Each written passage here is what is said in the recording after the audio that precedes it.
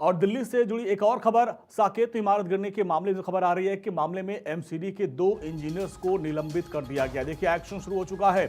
MCD के 2 engineer को इसमें निलंबित किया गया। जिस तरीके से ये इमारत बनाई गई थी उसमें जो एमसीडी की भूमिका की भी जांच की गई और अभी जो शुरुआती जांच है उसमें 2 इंजीनियर्स के खिलाफ कार्रवाई की गई है और 2 इंजीनियर्स को निलंबित कर दिया गया है, क्योंकि इस तरीके से जो कंस्ट्रक्शन होता है बिना नक्शे के बनवा दिया जाता है, जिसमें इस तरह के हादसे होते हैं और जिसको देखते हुए ये बड़ा एक्शन लिया गया। 2 इंजीनियर निलंबित कर दिए गए।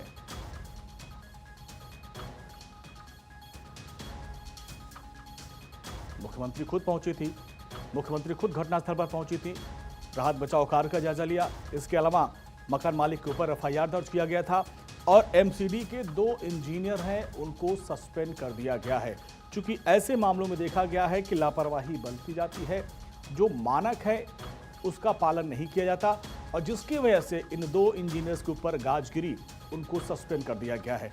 इसके अलावा जो मकान मालिक है उसको भी ढूंढा जा रहा है, वो फरार है, उसके ऊपर भी गैर इरादतन हत्या का आरोप लगा है, क्योंकि जिस तरीके से इमारत गिरी इसमें तमाम जो खामियां थी मानकों को पूरा नहीं किया गया और जिसकी वजह से हादसा हुआ। 4 लोगों की मौत हुई, 8 लोग जिंदगी और मौत से जूझ रहे हैं और इसके अलावा मलबे के अंदर अभी कितने लोग दबे हुए हैं इसको लेकर भी जांच पड़ताल की जा रही है और मुख्यमंत्री खुद वहां पर पहुंची और उन्होंने निर्देश दिया है कि सबको सुरक्षित बाहर निकाला जाए और जो लोग घायल हैं उनको समुचित इलाज की व्यवस्था की जाए।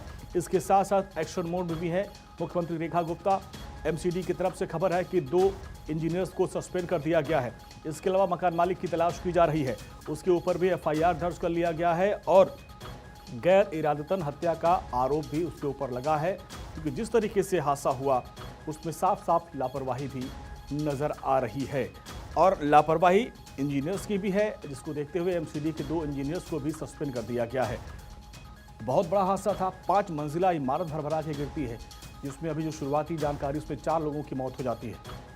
और हमारे सहयोगी वरुण जैन, वरुण, जिस तरीके से ये हादसा हुआ उसके बाद से तमाम तरह के सवाल, लेकिन अब रेखा गुप्ता जब मौके पर पहुंची तो एक्शन भी शुरू हो गया।